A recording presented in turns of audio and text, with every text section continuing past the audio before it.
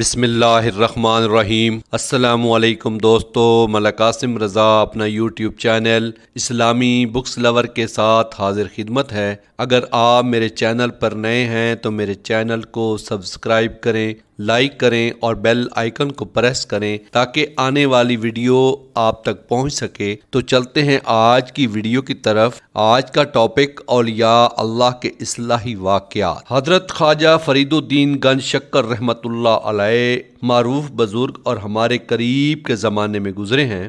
بڑے صاحب معرفت شخصیت تھے۔ خلق خدا نے بکثرت ان سے دین کا نفع حاصل کیا ہے۔ اللہ والے تھے اور لوگوں کو توحید اور نام اللہ خوب سکھاتے تھے تاکہ رگ رگ میں نام اللہ بس جائے۔ ایک دفعہ اپنی ایک مجلس میں بیٹھے تھے کہ ایک عقیدت مند نے آ کر آپ کو سلام کیا اور آداب خدمت بجا لایا۔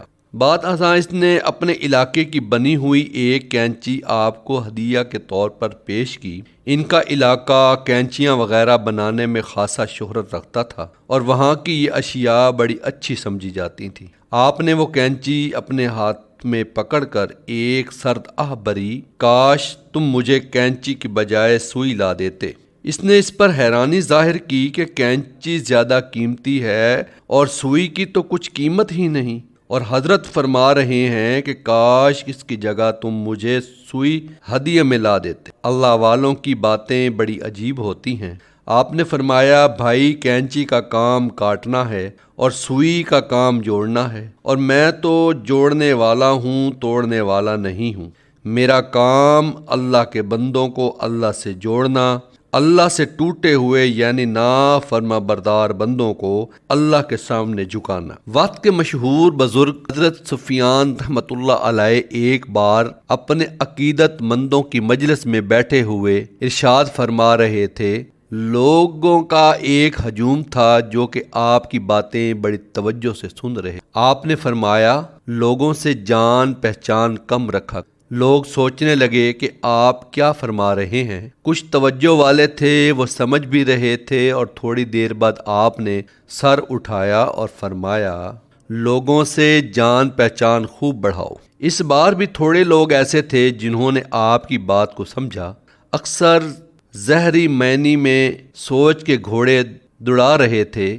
اس اثناء میں ایک شخص نے کھڑے ہو کر التجا کی، حضرت ان ارشادات سے کیا مراد ہے؟ آپ نے فرمایا، لوگوں سے جان پہچان گھٹانے کا مطلب ہے کہ عام لوگوں سے جو اللہ کی فرما برداری میں نہیں لگے ہوئے، ایسے لوگوں سے جس قدر ہو سکے میل جول کم رکھ، کہیں تمہیں وہ برائی کی جانب نہ دھکیل دے۔ اور جان پہچان بڑھانے کا مطلب یہ ہے کہ نیک لوگوں سے، اللہ والوں سے اپنے جان پہچان بڑھاؤ، ان کے پاس آنا جانا زیادہ کرو تاکہ وہ تمہیں اللہ کا راستہ بتائے۔ ایک مرتبہ ایک صاحب جلال بادشاہ کا دربار سجا ہوا تھا اور وزراء، مشیر سبھی بڑے ادب سے سہمے ہوئے بیٹھے تھے کہ اتنے میں ایک بزرگ وہاں تشریف لے آئے اور ہاتھ میں تسبیح تھی جس پر وہ کچھ پڑھتے آ رہے تھے۔ سادہ مگر پروقار لباس پہنا ہوا تھا۔ جو ہی ان پر بادشاہ کی نظر پڑی تو بادشاہ نے سوال دیا، ہمیں بتایا جائے کہ تسبیح کا دانہ اندر گرایا جائے یا باہر؟ تسبیح بھی در حقیقت صرف گننے کے لیے ہوتی ہے۔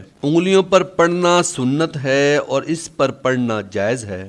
صحابہ بھی کھجور کی گٹھلیوں پر پڑھا کرتے تھے۔ وہی گٹھلیاں پھر ایک دھاگے میں پروئی جانے لگیں اور رفتہ رفتہ یہ سلسلہ آگے بڑھنے لگا۔ لیکن جو بات بادشاہ نے پوچھی تھی اس کا کوئی شرعی جواب تو متعین نہیں تھا۔ دونوں طرح پڑھ سکتے ہیں لیکن اللہ والے صاحب بصیرت ہوتے ہیں۔ فرمایا، اگر پریشانیوں کو دور کرنے کے لیے کوئی آیت یا وظیفہ پڑھا جائے تو شمار کرتے ہوئے تسبیح کا دانہ بحر کو گرایا جائے، اور اگر حصول برکت کے لیے کوئی چیز پڑھی جائے تو دانہ اندر کی جانب گرایا جائے۔ سبحان اللہ، کیا خوب بات ارشاد فرمائی۔ اللہ والوں کی شان نرالی ہوتی ہے۔ اللہ تعالیٰ کا ذکر سے ان کا قلب منور اور شاد رہتے ہیں۔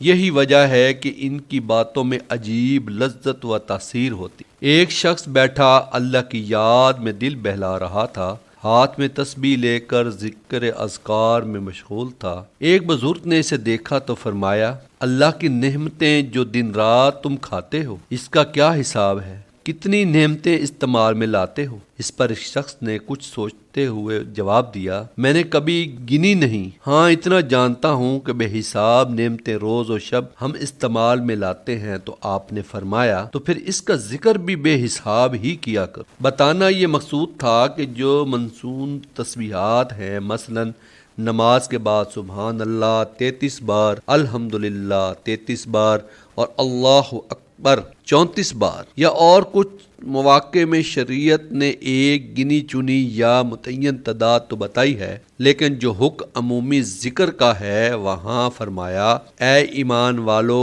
اللہ کا ذکر کثرت سے کیا کرو۔ تو اس کثرت کا مطلب یہ ہے کہ بہت زیادہ ذکر کیا کرو، لا تعداد اور بے شمار بار کیا کرو۔ سمجھانے کا مقصد یہ تھا کہ یہ تسبیحات کے علاوہ شمار کر کے کوئی وظیفہ یا تسبیح پڑھنا ہی روائی نہیں ہے۔ حضرت شیخ عبد القادر جیلانی رحمۃ اللہ علیہ اپنی مجلس میں تشریف فرما تھے اور لوگوں کو نصیحت فرما رہے تھے، اتنے میں ایک آدمی ہانپتا کانپتا آیا اور کہنے لگا، حضرت میں کچھ کہنا چاہتا ہوں۔ آپ نے ارشاد فرمایا، تمہیں اجازت ہے، کہو۔ اس نے جلدی سے کہا، حضرت آپ کا جہاز جو کہ تجارتی کپڑا لا رہا تھا، دوسرے ملک سے ابھی خبر آئی ہے کہ وہ دریا میں ڈوب گئی۔ آپ نے سنا تو سر جھکا لیا، پھر تھوڑی دیر کے بعد سر اٹھایا اور فرمایا الحمدللہ۔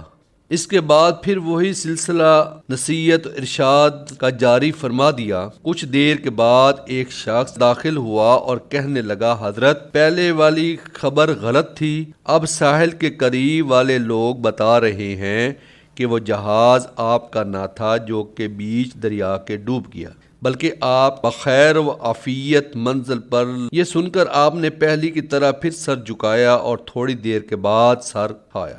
مجلس میں بیٹھے ایک عقیدت مند نے کہا، آپ نے پہلی بار بھی جب کہ سفینہ ڈوبنے کی خبر آئی تھی تو فرمایا تھا الحمدللہ، حالانکہ وہ تو افسوس اور رنج کا مقام تھا، اور اب جب اس کے باسلامت ساحل پر پہنچنے کی اطلاع پائی تو فرمایا الحمدللہ۔